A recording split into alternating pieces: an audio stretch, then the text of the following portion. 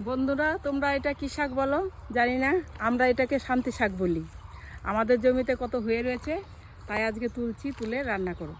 এগুলো চাষ করতে হয় না, এগুলো এমনিই জমিতে হয়ে থাকে।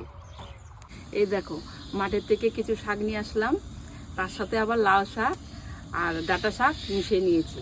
এটা আজকে রান্না করব। সব শাকগুলো তাহলে কেটে নিচ্ছি।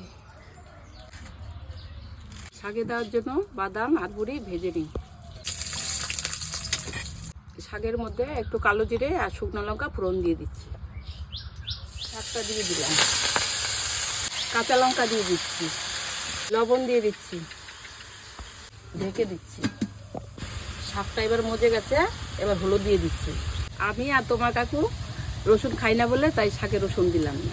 তোমরা যদি পছন্দ করো তাহলে তেলের মধ্যে একটু রসুন দিতে পারো। একটু চিনি দিয়ে দিলাম। এবার বড়িটা আর বাদামটা দিয়ে দেব।